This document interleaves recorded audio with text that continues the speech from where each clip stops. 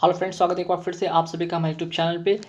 दोस्तों, आज का जितने भी क्वेश्चन हैं, ठीक है, आज के जितने भी क्वेश्चन हैं वो सभी प्रीवियस ईयर के क्वेश्चन हैं, ठीक है। जितने भी जो क्वेश्चन है यहाँ पे 50 जो क्वेश्चन प्रीवियस में पूछे गए क्वेश्चन हैं, तो आप इन सारे क्वेश्चन को एक बार जरूर देख लेंगे।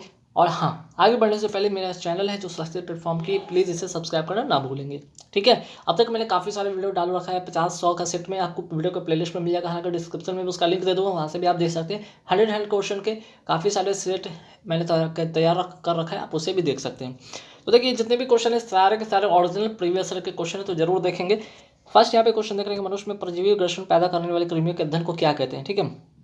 तो अध्ययन से रिलेटेड क्वेश्चन यहाँ पे क्वेश्चन आया है, स्टडी से रिलेटेड। इसका जो करेक्ट आंसर क्या होगा, हेल्मिन्थोलॉजी, ठीक है, ये इसका करेक्ट आंसर होगा, हेल्मिन्थोलॉजी। आगे बढ़ेंगे नेक्स्ट क्वेश्चन का, डीएनए जो है, डीएनए की जो द्विकुंडलिनी संरचना की खोज किसने किया था, ठीक है। तो इसका जो करेक्ट आंसर हो जाएगा वो हो जाएगा वाटसन एंड क्रिक, ठीक है, यानी कि ए इसका करेक्ट आंसर होगा। आगे बढ़ेंगे कि रेडियो एक्टिवता की परिघटना की खोज किसने किया था, है ना। रेडियो एक्टिवता की परिखोज की जो है यहाँ पे, रेडियो एक्टिवता की परिघटना की खोज किसने की, तो इसका जो करेक्ट आंसर क्या होगा, इसका आंसर होगा, करेक्ट आंसर होगा वो होगा हेनरी बैक्यूरेल ने, है ना। तो यहाँ से एक क्वेश्चन काफ़ी बार एक और आता है यहाँ पे कि रेडियम की अगर बात करते हैं, रेडियम का आविष्कार किसने किया था, तो वहाँ पे मैडम क्यूरी का आता है नाम, तो ये भी ध्यान रखेंगे चीज़, ठीक है। चलिए 53 हो गया, अब हम बढ़ेंगे 54 नंबर क्वेश्चन पे। ठीक, क्वेश्चन नंबर 54 पे क्या कि आइंस्टीन के द्रव्यमान ऊर्जा संबंध को किस समीकरण द्वारा व्यक्त किया जाता है, तो इसका जो करेक्ट आंसर होगा वो होगा बी, ठीक है, E बराबर mc²। अगर इसकी बात करते हो तो ये क्या है भाई, आपका काइनेटिक एनर्जी है ना। और इसकी बात करते हो ये पोटेंशियल एनर्जी है। Potential energy equal to mgh और kinetic energy equal to half mv²। तो इसका जो करेक्ट आंसर होगा वो होगा E equal to mc²। Clear. चलिए आगे बढ़ेंगे सवाल पे। वर्णधानता के दोष किस लेंस के द्वारा प्रयोग करके दूर किया जा सकता है, ठीक है। तो वर्णधानता का जो दोष है ये किसी भी लेंस से दूर नहीं किया जा सकता है। एक अनुवांशिक, एक जेनेटिक बीमारी है, ठीक है। इसमें कि जो आपका है क्या होता है, इसमें रंग का जो डिफ्रेंशिएट करने में आपको परेशानी होती है, जिसका जो करेक्ट आंसर होगा वो डी होगा। इनमें से कोई भी ऐसा लेंस का प्रयोग करने से नहीं होता है, ठीक है। इसमें होता है क्या कि लाल जो रंग होता है, या फिर यहाँ पे बात करते हैं हरा रंग, ये दोनों कलर को आप पहचान नहीं पाते हैं इस बीमारी में। बाकी सभी रंग आप पहचान सकते हैं, पर इन दो रंग को आप डिफ्रेंशिएट नहीं कर सकते हैं, और इसके लिए कोई लेंस का यूज़ करके नहीं ठीक किया जा सकता है ना। चलिए आगे बढ़ते सवाल पे। जूम लेंस क्या होता है, तो जूम लेंस क्या होता है, तो यह एक प्रकार का एक परिवर्ती फोकस दूरी वाला लेंस होता है, ठीक है।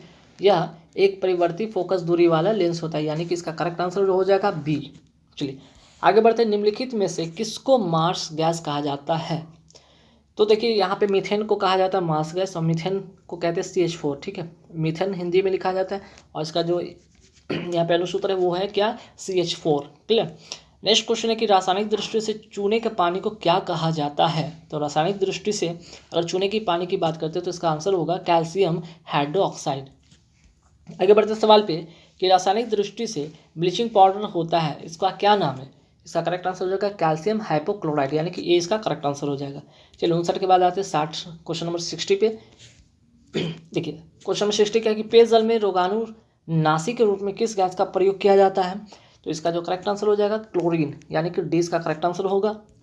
आगे बढ़ेंगे सवाल पे कि निम्नलिखित में से किसका संबंध डार्विनवाद के साथ है ना। तो इसका करेक्ट आंसर हो जाएगा प्रकृति वर्ण से, यानी कि डी इसका करेक्ट आंसर हो जाएगा। आगे बढ़ते हैं। रेडियो एक्टिवता को मापा जाता है, किससे मापा जाता है, वेरी वेरी इंपॉर्टेंट क्वेश्चन है, ठीक है। इसका ए इसका करेक्ट आंसर हो जाएगा, वेरी वेरी इंपॉर्टेंट क्वेश्चन है, आप नोट कर लीजिएगा, गाइगर मूलर काउंटर द्वारा, है ना। चलिए आगे बढ़ेंगे। 62 के बाद क्या आ रहा है, 60 क्वेश्चन नंबर 63 पे आते हैं ना। चलिए 63 देखते हैं। 63 यहाँ से करते हैं, देखेंगे हम लोग 63 नंबर क्वेश्चन पे। 63 में क्या है भी, एंटेरोबियसता पैदा की जाती है ना। एंटेरोबियसता पैदा की जाती है किसके द्वारा, तो इसका जो करेक्ट आंसर हो जाएगा पीन कृमि द्वारा, मीन्स कि सी इसका करेक्ट आंसर होगा। आगे बढ़ेंगे सवाल पे। धन का अपवहन सिद्धांत का निरूपण किसने किया था, तो इसका जो करेक्ट आंसर बनेगा वो होगा ए, मीन्स कि दादा भाई नौरोजी द्वारा। नेक्स्ट क्वेश्चन पे आते हैं। गुप्त काल के चांदी के सिक्के को क्या कहा जाता है, बहुत बार एक क्वेश्चन पूछा गया है, ठीक है। तो इसका करेक्ट आंसर हो जाएगा बी, रुपया। नेक्स्ट क्वेश्चन, आर्यों को एक जाति कहने वाला, ठीक है, आर्यों को एक जाति कहने वाला पहला यूरोपियन कौन था? तो इसका जो करेक्ट आंसर हो जाएगा 66 का वो होगा मैक्स मूलर, यानी कि सी इसका करेक्ट आंसर हो जाएगा। आगे बढ़ते हैं, सलीब पद के वाहक हैं, ठीक है, तो एक ये किसका वाहक है? तो ये होगा मादा मच्छर, ठीक है, मीन्स कि इसका करेक्ट आंसर होगा बी। आगे बढ़ते हैं, शरीर में आयरन की कमी से कौन सा रोग होता है? तो अनियमितता का जो हो जाता है, ब्लड का जो कमी होता है उसे अरक्तता कहते हैं, मीन्स कि 20 का करेक्ट आंसर होगा। नेक्स्ट है कि निम्नलिखित में से विशालतम स्थलचर वन प्राणी कौन सा है? तो अफ्रीकी हाथी होगा इसका करेक्ट आंसर, यानी कि 20 का करेक्ट आंसर होगा। नेक्स्ट क्वेश्चन है कि खजुराहो मंदिरों का निर्माण किसने किया था? खजुराहो मंदिरों का जो निर्माण किया था चंदेल राजपूतों ने किया था, मीन्स कि इसका करेक्ट आंसर हो जाएगा सी। आगे बढ़ेंगे, प्रक्षेपास्त्र का विकास किसने किया था? तो इसका जो करेक्ट आंसर हो जाएगा वो होगा वर्नहर वॉन ब्रान ने, ठीक है, वर्नहर वॉन ब्रान। ठीक, चलिए आगे बढ़ते सवाल पे 72 पे की है कि यहाँ पे सूफी संत और उनका सिलसिला क्रम बताना है कि किनका संबंध किससे है। तो देखिए, अगर निज़ामुद्दीन औलिया की बात करते हैं तो इनका जो संबंध रहा है चिश्तिया बहाउद्दीन नहीं बहाउहीन जकारिया की अगर बात करते हैं, इनका संबंध था सुहरावर्दी से। मियाँ मीर का अगर संबंध की बात करते हैं तो कादरी से, और लास्ट वाले का हो जाएगा नक्शबंदी से। ठीक है, चलिए आगे बढ़ेंगे सवाल पे। 72 के बाद आते हैं 73 पे। तो देखिए 73 में क्या है क्वेश्चन कि भगवान बुद्ध ने प्राण त्यागे, कहाँ त्यागे थे? तो इसका जो करेक्ट आंसर हो जाएगा वो होगा कुशीनगर, जो कि कुशीनगर कहाँ है? यूपी में। ठीक है, इसका सी करेक्ट इसका आंसर होगा। आगे बढ़ेंगे कि विदेशी मुद्रा दर का अर्थ वह दर है जिस पर एक देश की मुद्रा का व्यापार किया जाता है। तो इसका जो करेक्ट आंसर होगा वो होगा सी, मुद्राओं के एक नियत समूह के लिए जिसमें डॉलर, येन, यूरो और पाउंड शामिल होता है ना। चलिए आगे बढ़ेंगे। किसी वस्तु की पूर्ति प्रत्यक्ष रूप से निर्भर नहीं करती है, किस पर निर्भर नहीं करती है? नहीं पूछा है, आंसर हो जाएगा उत्पादन की प्रौद्योगिकी पर। ठीक है, नेक्स्ट क्वेश्चन है कि संविधान बनाते समय निम्नलिखित में से कौन सा आदर्श प्रस्तावना में शामिल नहीं था? ठीक है, इसका जो करेक्ट आंसर हो जाएगा वो होगा समाजवादी, यानी कि सी इसका करेक्ट आंसर होगा। नेक्स्ट है कि राज्यसभा का कार्यकाल कितना होता है? तो राज्यसभा का कार्यकाल कुछ नहीं होता है, ये एक अस्थायी सदन है, ये कभी भंग नहीं होता है। हाँ, इसके जो सदस्य होते हैं उनका कार्यकाल होता है 6 वर्ष के लिए। ठीक है, आगे बढ़ते हैं सवाल पे कि भारत में गर्म दलीय आंदोलन का पिता किसे कहा जाता है? इसका जो करेक्ट आंसर हो जाएगा ये हो जाएगा कि बाल गंगाधर तिलक। नेक्स्ट क्वेश्चन कि नई फर्मों को बाजार में प्रवेश नहीं करने दिया जाता है, ये किस प्रकार का रीज़न हो सकता है? क्या इसको कहते हैं? तो इसको कहते हैं एकाधिकार। ठीक है, इसको कहते हैं एकाधिकार। जब का प्रयोग का होता है तब उसमें होता है नई फर्मों को बाजार में प्रवेश नहीं करने दिया जाता है। नेक्स्ट क्वेश्चन है कि किसने कहा है कि अल्प अवधि में उपभोग प्रवृत्ति स्थिर होती है? किसने कहा था? इसका जो करेक्ट आंसर हो जाएगा वो होगा ए, मीन्स कि किन्स ने कहा था। काफ़ी इंपॉर्टेंट क्वेश्चन, कई बार पूछा है। चलिए अब आगे बढ़ते हैं, 80 के बाद आते हैं 81 पे, है ना। तो देखिए 81 पे आते हैं। 81 में क्या भाई कि भारत का प्रसिद्ध लैगून झील कौन सा है? तो इसका करेक्ट आंसर हो जाएगा चिल्का झील, ए इसका करेक्ट आंसर हो जाएगा। नेक्स्ट क्वेश्चन पे तो भारत का सबसे बड़ा वाणिज्यिक बैंक कौन सा है? तो इसका करेक्ट आंसर हो जाएगा बी, यानी कि भारतीय स्टेट बैंक। एक ऐसा डेटाबेस प्रोग्राम जो इंटरनेट पर हमारी तरह तथ्यों को सिलसिलेवार तरीके से ढूंढने का काम करता है, क्या कहलाता है? इसका करेक्ट आंसर हो जाएगा एक्सप्लोरर, यानी कि डी इसका करेक्ट आंसर हो जाएगा। नेक्स्ट क्वेश्चन पे कि राजकोषीय नीति का संबंध किससे है? तो राजकोषीय नीति का जो संबंध होगा, इसका जो आंसर होगा वो होगा सरकार की आय तथा व्यय से, यानी कि डी इसका करेक्ट आंसर होगा। नेक्स्ट क्वेश्चन पे आते हैं कि भारत के राष्ट्रपति और उपराष्ट्रपति के चुनाव से संबंधित विवादों का निर्णय कौन करता है? जिसका जो करेक्ट आंसर होगा वो होगा उच्चतम न्यायालय, यानी कि करेक्ट आंसर क्या बनेगा? सी इसका करेक्ट आंसर होगा। नेक्स्ट क्वेश्चन पे आते हैं कि यहाँ पे सूची 1 और सूची 2 का यहाँ पे मिलान करना है।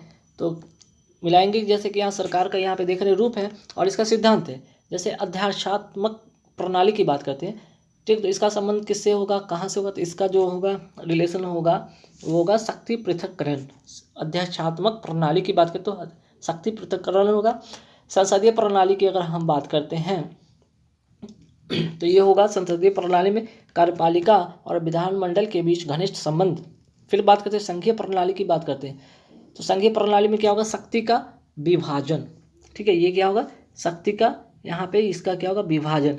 और एकात्मक प्रणाली की बात करते हैं तो ये होगा शक्ति का संकेंद्रण। ठीक है, चलिए आगे बढ़ते हैं सवाल पे कि भारतीय संविधान ने भारतीय महासंघ की योजना किसके संविधान से ली थी।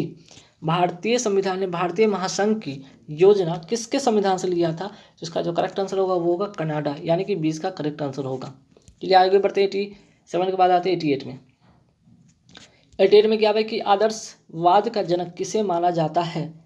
तो इसका जो करेक्ट आंसर होगा वो होगा ए, मीन्स के प्लेटो। आगे बढ़ते हैं सवाल पे कि पुस्तक मिडनाइट चिल्ड्रन किसने लिखा था। तो इसका करेक्ट आंसर हो जाएगा सलमान रश्दी। आगे बढ़ेंगे सवाल पे, भारतीय संविधान के किस भाग में भारत को एक कल्याणकारी राज्य के रूप में स्थापित करने की बात की कही गई है। तो इसका जो करेक्ट आंसर जो होगा वो होगा सी, यानी कि राज्य के नीति निर्देशक सिद्धांत, यानी कि संविधान का भाग 4 होगा। जो भारतीय संविधान के भाग जो किस भाग में भारत को कल्याणकारी राज्य की बात की गई तो भाग 4 होगा और राज्य के नीति निर्देशक सिद्धांत में होगा। ठीक है, आगे बढ़ते सवाल पे। देखिए आगे बढ़ते सवाल पे कि निम्नलिखित में कौन सा गांधीवादी अर्थव्यवस्था का मूल शब्द नहीं है। गांधीवादी अर्थव्यवस्था मतलब कि यहाँ पे जो इसका करेक्ट आंसर बन जाएगा वो होगा क्या भाई, आपका केंद्रीकृत उत्पादन।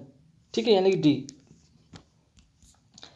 नेक्स्ट क्वेश्चन पे आते हैं 92। तो देखिए 92 जो है करंट अफेयर से रिलेटेड जो था, जो कि प्रीवियस ईयर क्वेश्चन है, तो करंट अफेयर से रिलेटेड यहाँ पे चीज़ें हम बात नहीं करेंगे। तो आगे बढ़ेंगे 93 वाले क्वेश्चन पे। टिहरी जल विद्युत परिसर किस राज्य में स्थित है। टिहरी बांध, टिहरी से बहुत बार क्वेश्चन पूछा है, ये इसका करेक्ट आंसर होगा वो होगा ए, उत्तराखंड। नेक्स्ट क्वेश्चन, मोबाइल फ़ोनों में CDMA का प्रौद्योगिकी का अर्थ में क्या होता है। हालांकि अब CDMA मोबाइल का तो यूज़ होता नहीं है। इवन आपको यहाँ पे देख सकते हैं जितना भी है अब तो 4G वाले मोबाइल आ गए हैं ना। तो देखिए CDMA का फुल फॉर्म की अगर बात करते हैं उसका आंसर होगा कोड डिवीजन मल्टीपल एक्सेस, यानी कि सी इसका करेक्ट आंसर हो जाएगा। फिर आते हैं 95 में है, यहाँ पे क्या करना है आपको, मिलान करना है। मिलान करना वाला क्वेश्चन पे आते हैं 95 है ना। चलो 95 में, तो 95 में क्या कहता है आपका, यहाँ पे पुस्तक है उनके लेखकों को मिलान करना है। जैसे कि माई प्रेसिडेंशियल ईयर्स की बात करते हैं तो किसका पुस्तक है ना। ये जो किसका पुस्तक है तो इसका जो करेक्ट आंसर हो जाएगा वो होगा 4, यानी कि R Venkat Raman. My presidential years का होगा आर वेंकट रमन। फिर बात करते हैं कि अगर हम the Hindu view of life की बात करते हैं तो किसका है, तो ये हो जाएगा आपका 1, यानी कि Radha Krishnan. Voice of conscious की बात करते हैं तो ये किसका हो जाएगा, BV गिरी, यानी कि 2। और लास्ट वाला जो बचेगा वो होगा 3 का, मीन्स कि विदाउट फियर और फेवर, मीन्स कि हो जाएगा एन संजीवा रेड्डी। आगे बढ़ेंगे सवाल पे कि CTBT का प्रूफ क्या होगा, यहाँ पे आपको बताने 96 में, तो इसका करेक्ट आंसर हो जाएगा C, comprehensive test ban treaty. Next question पे तो FAO का जो है संक्षिप्त रूप क्या होता है, food and agriculture organization, means कि इसका करेक्ट आंसर होगा डी। ठीक है, अब यहाँ पे 98 भी करंट अफेयर से रिलेटेड क्वेश्चन है, इसकी बात नहीं करेंगे। आगे बढ़ते हैं नेक्स्ट क्वेश्चन की पुस्तक 2 लाइफ्स किसने लिखा। तो 2 लाइफ्स की अगर बात करते तो इसका जो करेक्ट आंसर होगा वो होगा सी, विक्रम सेठ। ठीक है, और लास्ट का भी क्वेश्चन जो है आपका करंट अफेयर से रिलेटेड है, इसकी भी बात नहीं करेंगे। तो गाइस यहाँ पे कुल यहाँ पे 50 जो क्वेश्चन था प्रीवियस ईयर का जो